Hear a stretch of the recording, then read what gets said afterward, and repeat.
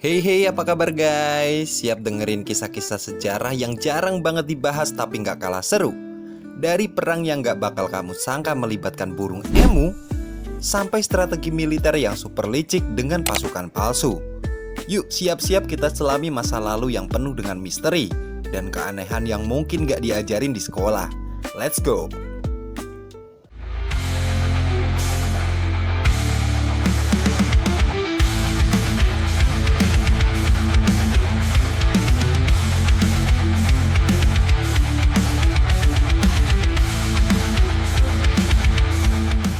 Perang Emu 1932 ketika Emu menang melawan manusia.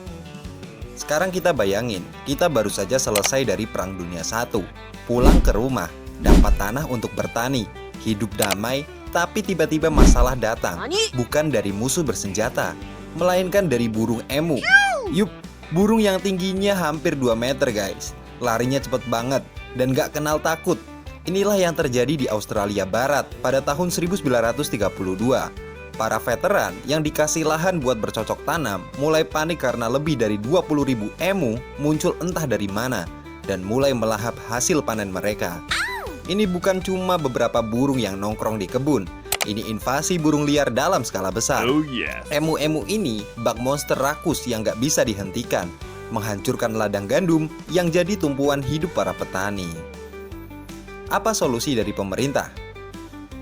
Pemerintah Australia akhirnya memutuskan untuk mengirim militer untuk mengatasi masalah ini. Iya, tentara beneran guys, lengkap dengan persenjataan. Tentara dipimpin oleh Mayor Meredith, dan misi mereka adalah menghancurkan para emu. Ini yang bikin peristiwa ini dikenal sebagai Perang Emu. Awal mula terjadinya perang. Awalnya rencana mereka kelihatan mantap. Kalau burung-burung besar ini bisa dihantam pakai peluru, masalah selesai kan? Yes! Kenyataannya nggak semudah itu Ferguson. Burung-burung emu ternyata super cerdik dan cepat banget. Mereka terpecah jadi kelompok-kelompok kecil, larinya zigzag kayak pembalap, dan membuat senapan mesin jadi hampir nggak berguna. Dalam waktu beberapa hari, pasukan manusia cuman berhasil menewaskan segelintir emu, padahal ribuan burung masih berlarian bebas. Ya mungkin kata emunya gak kena gitu guys ya.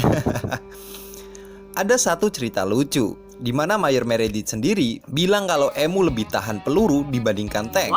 Bahkan setelah ribuan peluru ditembakkan, hanya sedikit yang berhasil kena.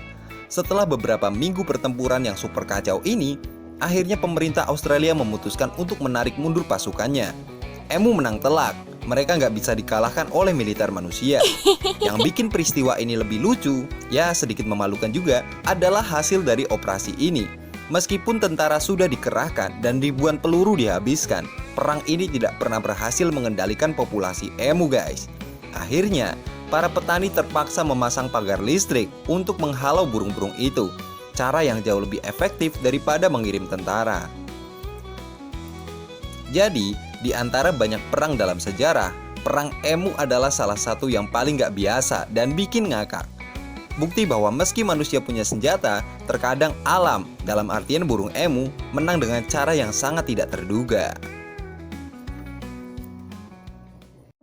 Cawan darah di Kastil Pirdisi.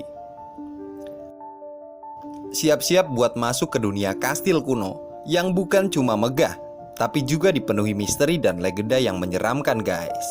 Yuk kita pergi ke Kastil Pidirsi, Ukraina. Sebuah tempat yang dari luar tampak kayak istana kerajaan Eropa klasik dengan taman indah dan dinding yang megah. Tapi di balik semua kemewahan itu tersembunyi sebuah legenda gelap yang bisa bikin bulu kuduk kamu berinding. Salah satunya kisah cawan darah yang masih jadi teka-teki sampai hari ini. Kisahnya dimulai berabad-abad yang lalu, saat kastil ini memiliki seorang bangsawan kaya raya, Pak Clausewski, seorang pria yang bisa dibilang suka pamer kekuatan dan kekuasaan. Nah, di tengah segala kekayaan dan kekuasaan itu, ada satu kisah tragis. Seorang wanita cantik yang dipaksa menikahi Waklau meskipun dia sama sekali gak mencintainya. Si wanita ini, yang namanya gak pernah benar-benar diketahui, konon diperlakukan dengan kejam oleh Waklau. Dia dipenjara di dalam kastil dan hidup dalam penderitaan setiap harinya. Puncaknya, suatu malam, Waklau dengan penuh kebencian membunuh istrinya sendiri dengan cara yang sadis, guys. Dan inilah bagian yang paling menyeramkan. Setelah wanita itu dibunuh, darahnya dikumpulkan dalam sebuah cawan besar sebagai simbol kekuasaan dan pembalasan dendam. Menurut legenda, cawan yang dipenuhi darah istrinya itu kemudian disimpan di kastil sebagai trofi kemenangan Waklau atas istri yang tidak tunduk padanya. Kocak banget. Bahkan, beberapa orang mengatakan bahwa cawan itu masih ada hingga sekarang, tersimpan di salah satu sudut tersembunyi di kastil yang jarang dijamah. Salah satu yang bikin merinding, konon cawan tersebut dikelilingi oleh aura mengerikan. Seakan-akan darah yang mengering di dalamnya masih membawa kutukan dari jiwa sang wanita yang dibunuh dengan cara yang kejam. Bukan cuma itu, arwah si wanita juga disebut-sebut menghantui kastil ini hingga sekarang.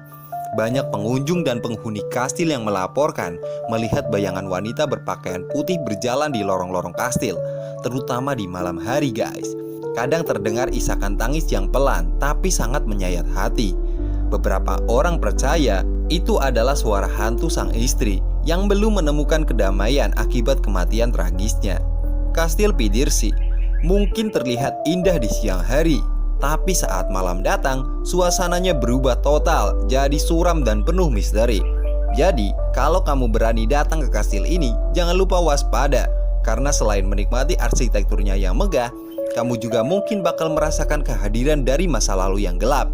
Dan mungkin saja melihat cawan darah dengan mata kalian sendiri.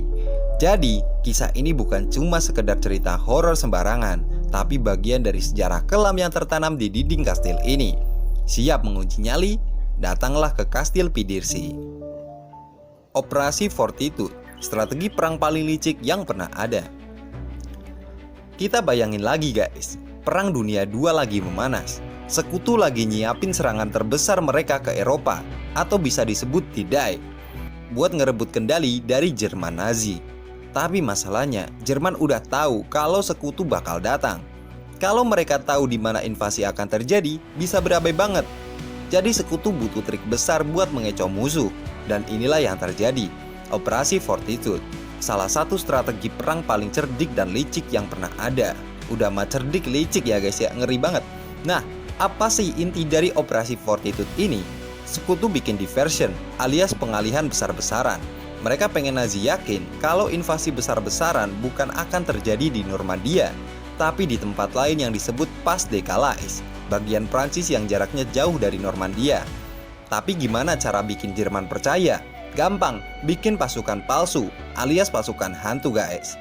Pasukan ini nggak pakai tentara beneran, melainkan terdiri dari tank tiup, pesawat karet, truk kayu, dan bahkan prajurit boneka. Sekutu bikin seluruh divisi militer palsu yang kelihatannya super nyata dari kejauhan.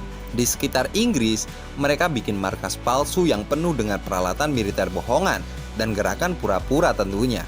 Semuanya untuk bikin intelijen Jerman bingung. Gak cuma itu, mereka juga melakukan aksi radio palsu. Jadi seolah-olah pasukan besar ini sibuk komunikasi soal rencana invasi besar di Pas de Calais. Nazi yang menguping komunikasi radio ini benar-benar ketipu, guys. Mereka mikir sekutu bakal datang lewat Pas de Calais dan mulai mengerahkan banyak tentara buat mempertahankan tempat itu. Tapi di belakang layar, pasukan asli sekutu udah siap-siap di pantai Normandia buat melancarkan serangan sesungguhnya. Dan yang paling bikin strategi ini keren banget, sekutu juga melibatkan George S. Patton, salah satu jenderal Amerika yang paling dihormati saat itu. Patton ditugaskan sebagai pemimpin pasukan palsu ini. Kehadirannya bikin Nazi makin yakin kalau invasi utama akan datang dari Pas de Calais. Karena di kepala mereka, kalau Patton ada di sana, itu pasti penting banget. Tanggal 6 Juni 1944, hari yang kita kenal sebagai D-Day, sekutu menyerang Normandia dengan sukses besar. Berkat operasi Fortitude dan pasukan hantu ini, Nazi nggak siap ngadepin serangan di tempat yang sebenarnya, karena mereka fokus mempertahankan Pas de Calais. Hasilnya, invasi sekutu berjalan mulus dan jadi titik balik Perang Dunia Kedua. Tapi, yang paling mengesankan dari operasi ini adalah efektivitas kebohongan.